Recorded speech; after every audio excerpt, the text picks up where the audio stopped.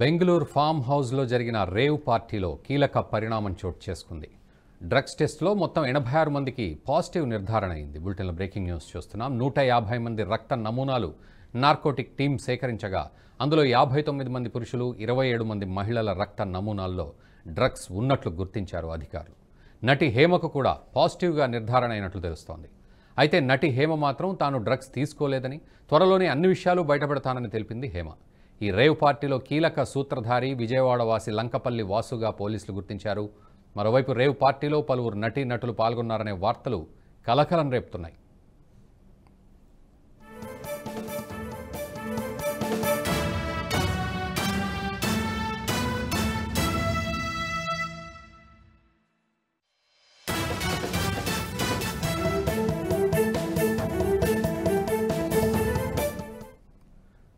Bengaluru rave party కేసులో పట్టుబడ్డప్పుడు నటి తన పేరు బయటపడకుండా జాగ్రత్త పడ్డారు. పోలీసులు అడిగినప్పుడు తన పేరు కృష్ణవేణి అని చెప్పడంతో అదే పేరుతో కేసు నమోదు చేశారు.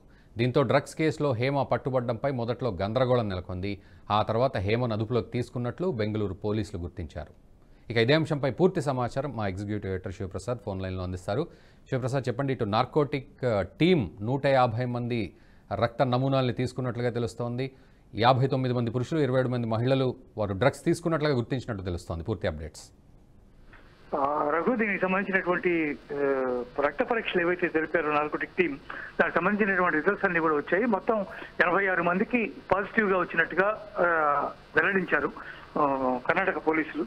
అయితే దీనికి సంబంధించి ప్రధానంగా అంటే మన కన్సర్న్ ప్రధానంగా దాంట్లో తెలుగు వాళ్ళు చాలా మంది ఉన్నారు, తెలుగు టీవీ అలాగే తెలుగు సినిమాకి సంబంధించినటువంటి నటీనటులు కొంతమంది ఉన్నారు అనే దాని మీద చర్చ జరుగుతోంది. ముఖ్యంగా నటి హేమ గురించినటువంటి అంశంలో చాలా గందరగోళ పరిస్థితి, అట్లాగే రకరకాల వార్తలు రావడం ఇవన్నీ కూడా జరిగాయి.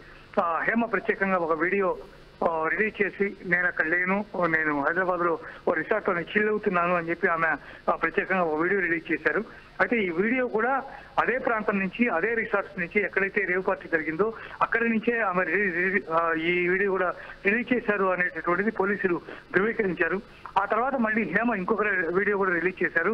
తాను ఇంట్లో ఏదో బిర్యానీ చేస్తున్నానని చెప్పి ఇంకో వీడియో కూడా రిలీజ్ చేశారు. సరే, ఇవన్నీ ఎట్లా ఉన్నా దాని నుంచి ఆమె తప్పించుకోవడానికి ప్రయత్నం చేశారని మనకు స్పష్టంగా అర్థమవుతోంది. అంతేకాకుండా పోలీసులు ప్రశ్నించినప్పుడు ఆమె తన పేరు హేమ అని కాకుండా కృష్ణవేణి అని చెప్పినట్టుగా సమాచారం తెలుస్తుంది. అయితే కృష్ణవేణిగానే వాళ్ళు కేసు నమోదు చేశారు. తీరా ఇప్పుడు చూస్తే నటి హేమ దాంట్లోనే ఉంది. ఆమె బ్లడ్ శాంపుల్లో పాజిటివ్ వచ్చింది అనేది చాలా స్పష్టంగా బహిర్గతమైంది. అయితే ఇక్కడ వచ్చిన ట్విస్ట్ ఏంటంటే పోలీసులు చెప్తున్నటువంటి దాని ప్రకారం ఆమె డ్రగ్స్ సేవించింది, ఆమె రక్త నమూనాల్లో డ్రగ్స్ ఉన్నాయి. అయితే ఆమెను బాధితురాలుగా చూస్తున్నామని చెప్పి కూడా పోలీసులు ఒక స్టేట్మెంట్ ఇచ్చారు.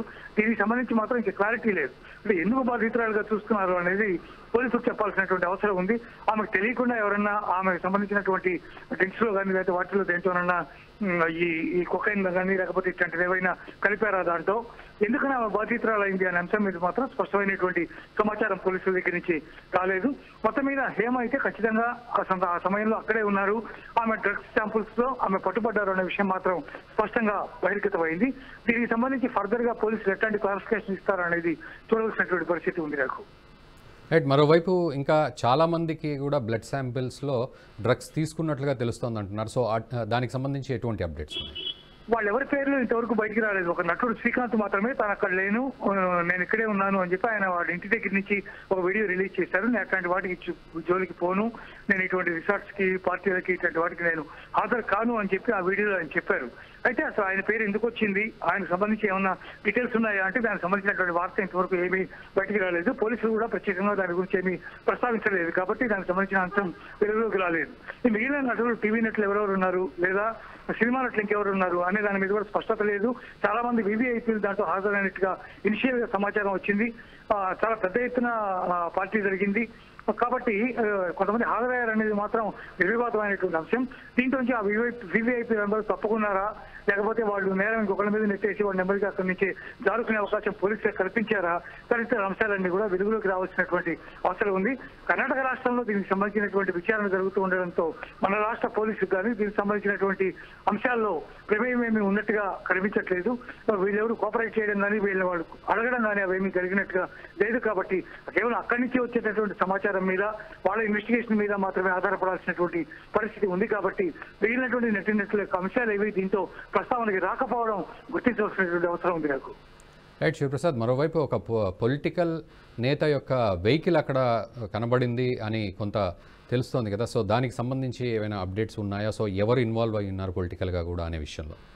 అంటే కాకాని గోవర్ధన్ రెడ్డికి సంబంధించినటువంటి కారు అక్కడ ఉన్నది. ఆ కారు మీద దాని మీద ఆయన యొక్క డెసిగ్నేషన్ తో స్టిక్కర్ దాని మీద ఉంది అని చెప్పి ఆంధ్రప్రదేశ్ ప్రభుత్వం ఇచ్చినటువంటి స్టిక్కర్ దాని మీద ఉంది అనేటువంటి అంశాలు ముందుగా వెలుగులోకి వచ్చాయి. ఆ తర్వాత ఆయన పాస్పోర్ట్ కూడా అక్కడ దొరికింది అని కొంత దానికి సంబంధించినటువంటి సమాచారం కూడా బయటకు వచ్చింది. అయితే దాన్ని కర్ణాటక పోలీసులు ఇంతవరకు దాన్ని నిర్ధారణ చేయలేదు. కాకాని గోవర్ధన్ రెడ్డికి సంబంధించినటువంటి అంశాల్లో ఏమైంది, అసలు ఎందుకుంది ఆ కారు అక్కడ ఎందుకుంది, స్టిక్కర్ ని మిస్యూజ్ చేశారు, నా స్టిక్కర్ ఎవరు మిస్యూజ్ చేశారు అని కాకాని గోవర్ధన్ రెడ్డి దాని మీద వివరణ ఇచ్చినప్పటికీ కూడా కాకాని గోవర్ధన్ రెడ్డికి సంబంధించినటువంటి స్టిక్కర్ వేరే వాళ్ళ దగ్గరికి ఎందుకు వెళ్ళింది, అంటే ఇట్లా ఎంతమంది స్టిక్కర్లు వెళ్తున్నాయి. ఈవెన్ ఆంధ్రప్రదేశ్ తెలంగాణలో కూడా చాలా చోట్ల స్టిక్కర్లు దుర్వినియోగమైనటువంటి సందర్భాలు చాలా ఉన్నాయి. మామూలుగా శాసనసభ నుంచి ఎప్పుడైతే వాళ్ళు శాసనసభ్యుడిగా ఎన్నికయ్యారో దానికి సంబంధించి ఒక్కో ఎమ్మెల్యేకి లేదా ఒక్కో మంత్రికి దానికి సంబంధించి 3 స్టిక్కర్లు మాత్రమే ఇస్తారు వాళ్ళకి. ఆ స్టిక్కర్లు ఏమైనా పాడైపోతే మళ్ళీ వీళ్ళు వెళ్ళి దానికి సంబంధించినటువంటి నా ఇట్లా పాడైపోయిందని దాన్ని చూపించి వేరే వాటిని తీసుకోవడం అనేది సాంప్రదాయంగా జరుగుతూ ఉంటుంది మామూలుగా. కానీ మంత్రి దగ్గర ఉండాల్సినటువంటి స్టిక్కర్లు లేదా ఎమ్మెల్యే దగ్గర ఉండాల్సినటువంటి స్టిక్కర్లు వేరే కార్లకు సంబంధించిన వాళ్ళ దగ్గర ఎందుకు ఉంటున్నాయి? వాడిని ఎవరిచ్చారు వాళ్ళకి? వాటిని తీసుకుని వాళ్ళు ఇష్టం వచ్చినట్టుగా చేస్తుంటే దానికి బాధ్యులు ఎవరు అనేటటువంటి అంశాలకి సమాధానం లేదు. చాలా చోట్ల ఎమ్మెల్యే కారులో మంత్రి కారులో అనుచరులు తిరుగుతున్నటువంటి సందర్భాలు కూడా చాలా మనం చూస్తూ ఉంటాం. ఆ కారు నుంచి మంత్రి దిగుతారనుకుంటే వాళ్ళ అనుచరులు ఎవరో దిగుతూ ఉంటారు మామూలుగా. ఇటువంటి సన్నివేశాలు చాలా జరుగుతూ ఉంటాయి. వీటన్నిటి మీద ఒక అథారిటీ ఏదైనా ఖచ్చితంగా దీని మీద ఉండాల్సినటువంటి అవసరం ఉంది. ఏ ప్రభుత్వం కూడా దీని మీద కాన్సన్ట్రేట్ చేస్తున్నటువంటి పరిస్థితి కానీ లేకపోతే అదుపులో పెడుతున్నటువంటి పరిస్థితి కానీ లేదు. స్టిక్కర్లు మీకు ఇచ్చినవి ఏమవుతున్నాయి అనే విషయం మీద స్పష్టత లేకపోవడమే దీనికి ప్రధానమైనటువంటి కారణంగా భావించవచ్చు నాకు. Thank you very much Sivaprasad.